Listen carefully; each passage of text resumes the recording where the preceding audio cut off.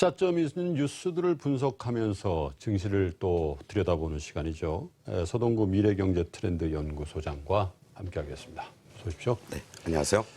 자, 이제 지난주에 한국은행이 전격적으로 금리 인하도 했고 또 11조 규모의 국채은행 자본 확충 펀드도 만드는 게 확정이 됐기 때문에 이제 공이 정부에게 넘어간 거 아니냐.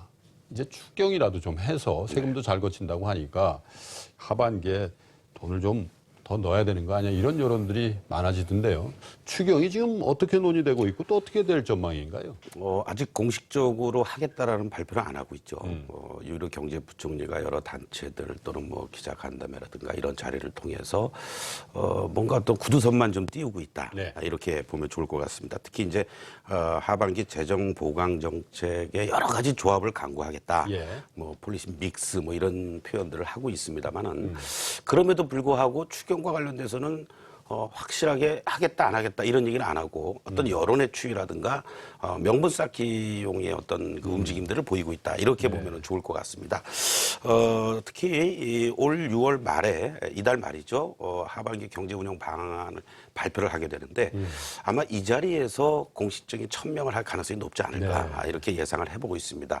아쉽게도 그 자리에서 계속 이미 뭐 경제단체라든가 민간 연구소들은 올해 성장률을 2%대로 많이 낮췄지 않습니까? 예. 정부는 계속 3.1%대 성장 가능하다라는 주장을 해왔었는데 이 부분도 2%대 후반으로 낮출 가능성이 높은 이러한 것들을 감안했을 때는 추경이라는 것이 불가피하지 않겠느냐 이렇게 예상을 하면서 아직까지는 현재 재정을 집행을 하겠다.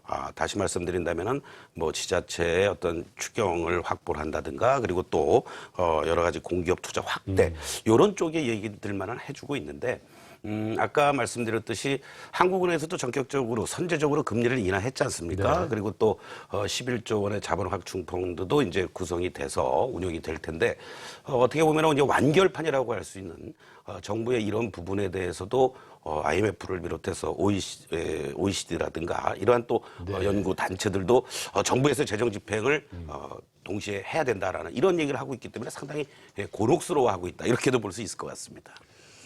손바닥도 마주쳐야 소리가 난다고들 얘기를 하잖아요. 그렇습니다. 그리고 이제 한국은행이 금리 인하를 한 것도 어떻게 보면 정부에서 오히려 거꾸로 손바닥이 마주쳐야 된다고 했으니까 이번엔 정부가 해라. 손바닥을 내밀어야 될 때다 이런 얘기인 것 같은데요. 자, 정부 입장에서도 이렇게 분위기가 좀 성숙되고 있는 것들을 좀 기다리는 거 아니냐 하려고 하더라도 왜냐하면 정부 살림 어떻게 살았냐 이런 또 그렇죠. 비난이 있을 수 있으니까 말이죠. 어떻게 보세요? 정부 입장이라는 건. 일단은 상당히 그 만지작거리고 있는 카드는 분명하죠. 네. 그런데 사실상 박근혜 정부 들어와서 2013년에 추경을 한번 했었고요. 그리고 또 작년에 이제 메르스 사태라든가 이런 그 재작년이죠. 이런 어떤 움직임들. 그렇게 되면은 2015년도, 16년도 이틀 2년 연속 추경을 편성한다라는 부담감도 사실 있습니다. 예. 이러한 요인들과 더불어서 이제 또 전국 상황이 여소야대 상황으로 바뀌다 보니까 과연 야당들이 동의를 해주겠느냐 이러한 이제 부분들. 다만 국민의당에서 정책위의장은 어제였었죠. 여러 가지 이런 발표를 하는 과정에서 오히려 추경 예산이 현재 시점에서는 골든 타임이다. 또 이런 얘기를 김성식 정책위원장 그렇습니다. 그런 얘기를 했단 말이죠. 이런 것들을 감안해서 본다라면 정부의 부담이 조금은 완화될 가능성이 높지 않겠느냐. 다시 말씀드린다면 추경 편성을 하기 위해서는 절차가 필요한데 가장 중요한 것이 결국 국회의 동의를 구해야 된다는 그렇죠. 얘기죠. 나름대로 준비를 했다가 국회에서 거절이 되고 통과가 안 되면 상당히 좀 뭐라 그럴까요? 뻘쭘해지는 상황이 될 수 있단 말이죠. 그러한 부분들을 상당히 조율을 하는 과정들도 좀 있지 않겠느냐 이렇게 우리가 예상을 해볼 수가 있겠고 무엇보다도 정부 부채에 대한 부담감, 뭐 GDP 대비 40%에 육박하고 있는 이런 부분 속에서 추가적으로 국채를 발행했을 때 국민들의 어떤 부담 이런 것들을 감안한다라면 저항도 좀 만만치 않지 않겠느냐. 국민들의 저항. 그렇죠. 이런 것도 상당히 지금 문제가 될 가능성이 있다라고 이제 보는데 워낙 또 지금 뭐 브렉시트와 관련된 부분들이 뭐 우리 시장뿐만이 아니라 글로벌 시장 경제에 상당히 미치는 영향이 많다 보니까 이러한 부분들도 나름대로는 명분을 축적할 수 있는 이러한 요인이 되지 않겠느냐 이렇게도 볼 수 있을 것 같습니다. 뭐 주식을 살 때는요 보니까 이 자기 성향이 나타나더군요. 분할 매수를 싹 이렇게 해가지고 네. 평균 단가를 이렇게 맞추는 투자자 여러분도 계시고 모멘텀이 딱 왔을 때 한꺼번에 확 사는 분들도 있는데 그게 뭐 이 성향의 차이니까 어떤 게 맞는지 모르겠습니다. 경제 운영은요.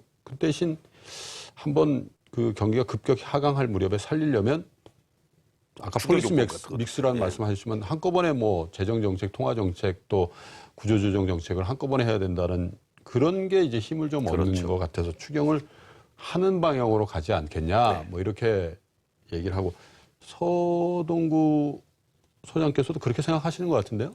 저도 당연히 추경을 할 것 같습니다. 규모가 이제 문제죠. 해야 된다고 생각하시고. 네, 그렇습니다. 예. 과거의 사례를 보면 우리가 뭐 잊고 싶은 그런 기억이겠습니다만 IMF 당시에도 네. 전격적으로 추경을 단행을 했었고요. 가장 큰 추경은 이제 여러분들 아시겠습니다만은 2008년도 미국의 금융위기, 2009년도에 이제 리먼 브러스 사태가 있었을 때 예. 슈퍼 추경이라는 말이 나올 정도로 예. 대규모 추경을 한 적이 대규모. 있었습니다. 예. 그 당시 때 추경 규모가 28조 원이 넘는 그런 예. 그 추경을 편성을 하면서 어떤 그 우리가 경제 성장률을 보면은 마이너스에서 급격하게 회복되는 이런 어떤 요인으로 네. 있었다라는 것도 한번 과거에 염두를 둔다라면 상당히 추경 편성을 할 수밖에 없는 어떻게 보면은 종합 선물 세트의 완결판이 추경이다 이렇게도 우리가 해석할 수 있을 것 같습니다. 일본의 아베노믹스는 뭐 하사리 3개 쏜다니까 이 선물 세트에 뭐가 되나 뭐 초콜릿이다 하는 넣어야 되는 그런 건지. 그런데 추경을 하면요 통상적으로 그 주시장에는 어떻게 영향을 주나요? 사실 이제 이 어떤 특정한 뭐 종목이라든가 뭐 이런 쪽들의 어떤 영향을 미치는 게 중요한 게 아니고요. 전체적으로 어떤 경제 활력에 초점을 좀 맞출 필요가 있을 것 같습니다.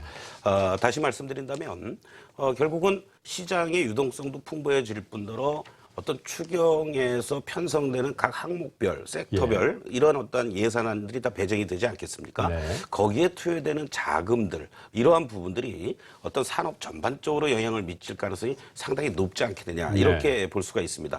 문제는요 시점이 중요하죠. 예를 들어서 추경을 한다고 했을 때 계속 서로 핑퐁만 하고 설왕설래하고 어떤 나름대로의 어떤 논리를 가지고 움직이다가 실기를 해버리면은 아무 소용이 없다라는 겁니다. 골든 타임이라는 게 그렇죠. 예를 들어서 작년 같은 경우에도요, 사실 6월 달부터 추경을 할 거다, 안 할 거다라는 논란이 있다가 결과적으로는 7월 달 돼서 국회에 추경 편성안을 제출하고 그것이 시행이 되고 하는 통과되고 나서의 시점이 8, 9월이 돼서나 됐단 말이죠. 밀려서 그렇습니다. 하는구나. 그렇게 된다라고 했을 때는 통과가 된 시점이 그렇다면 결과적으로는 자금이 집행이 되고 이런다는 것은 결국 하반기 이후에나 이루어진다는 그렇죠. 얘기죠. 만약에 이번에도 마찬가지입니다. 규모가 예를 들어서 뭐 10조 원 내외 정도다 그랬을 경우에는 미치는 영향, 우리 주식뿐만이 아니라 산업에 미치는 영향도 상당히 제한적이지 않게 되냐 이렇게 지금 예상을 할 수가 있겠고요.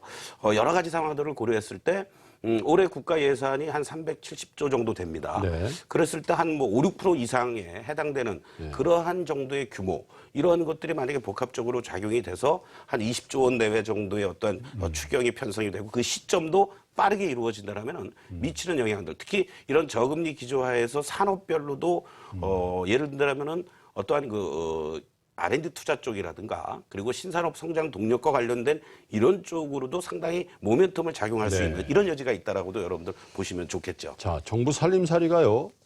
지난 4월까지 중간 결산을 해보니까요. 우리 세수가 18조 원이 더 거쳤습니다. 기업들 내픽 경하면서 기업들 법인세도 늘고요. 또 작년 말에 왜 코리아 그랜드 셀이다, 뭐 그렇죠. 블랙 프라이데이 셀이다 해서 그 부가가치세는 한 2, 3개월 있다가 내잖아요. 그 영향도 있었고.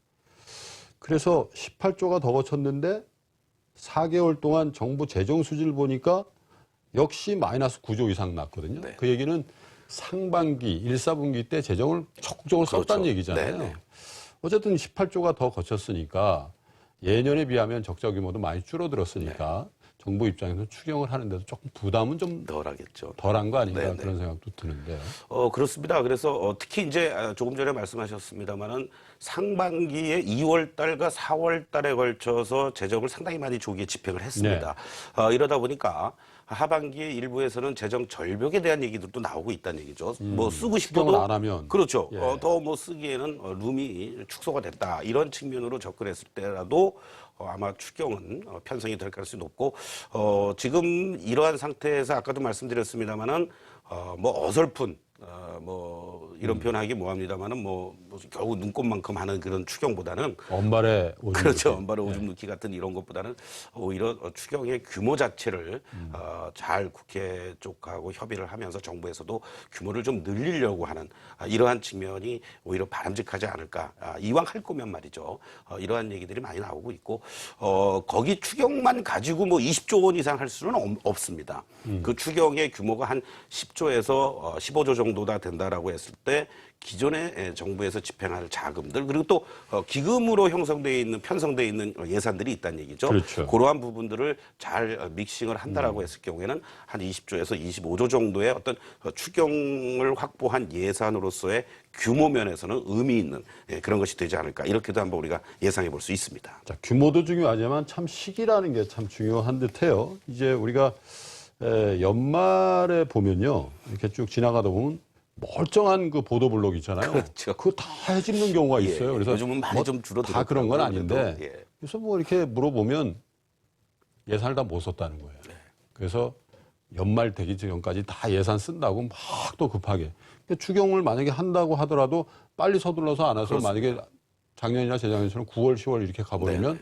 또 그런 상황이 또 재현될 수도 있기 때문에 서동구 소장께서는 추경을 하되 비교적 규모 있는 추경을 하고 이왕 할 거면 미리미리 준비해서 좀 여유 있게 예산을 잘 집행할 수 있는 시간을 좀 벌자 네. 이런 말씀 주셨는데 모르겠습니다. 이게 주시장에 얼만큼 이게 영향을 주는 주제인지는 모르겠지만 어쨌든 우리 거시경제 운영에 굉장히 중요한 하반기 이슈이기 때문에 미래경제 트렌드 연구소의 서동구 소장과 한번 짚어드렸습니다. 소장님 오늘 고맙습니다. 네.